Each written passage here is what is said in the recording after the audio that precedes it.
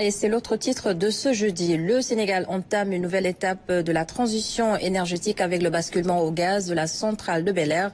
Et d'ici quelques mois, notre pays pourrait procéder progressivement à la suppression des subventions sur les produits énergétiques. Et ces subventions ont coûté à l'État du Sénégal 1800 milliards de francs CFA ces 3 dernières années. Les Sénégalais pourront également ressentir les retombées avec la baisse des prix de l'électricité, du carburant et du gaz butane. Et on en parle dans la rubrique économie de ce jeudi signée Aminata Meng Faljaï. Dans le cadre de la mise en œuvre de la stratégie Gaz to Power, le Sénégal entame une nouvelle page avec le basculement au gaz de la centrale de Bel-Air.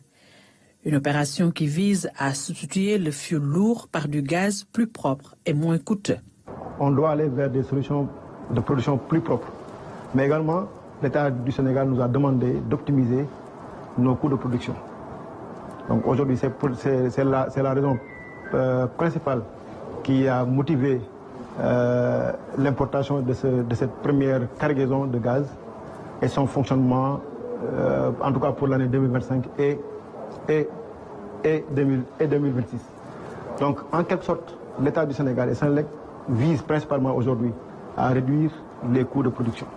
Le Sénégal a reçu sa première cargaison de gaz naturel liquéfié et depuis le 30 avril, les opérations d'adaptation au gaz des unités ont démarré. En attendant la finalisation des projets structurants de l'État du Sénégal et la finalisation du réseau gazier du Sénégal, nous avons décidé d'importer du GNL pour pouvoir optimiser dans un premier temps nos coûts de production.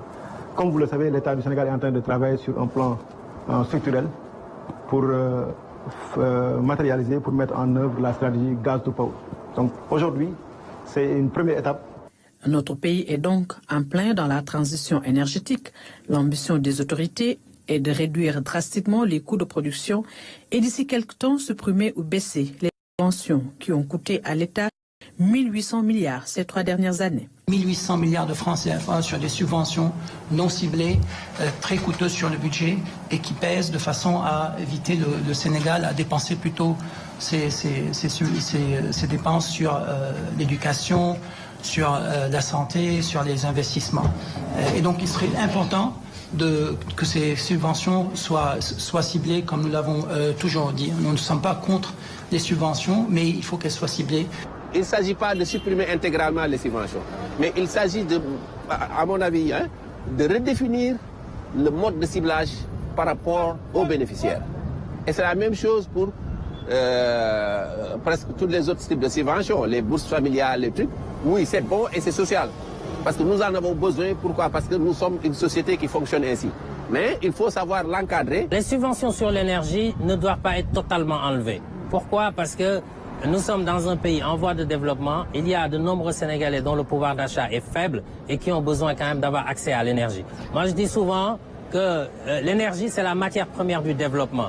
Si on trouve l'énergie dans tous les secteurs d'activité, que ce soit l'entrepreneuriat, l'industrie, la santé, l'éducation, la vie de tous les jours, et donc supprimer les subventions, ce serait contre-productif. Un meilleur ciblage de ces subventions va permettre à l'État de rationaliser les dépenses en attendant leur suppression totale.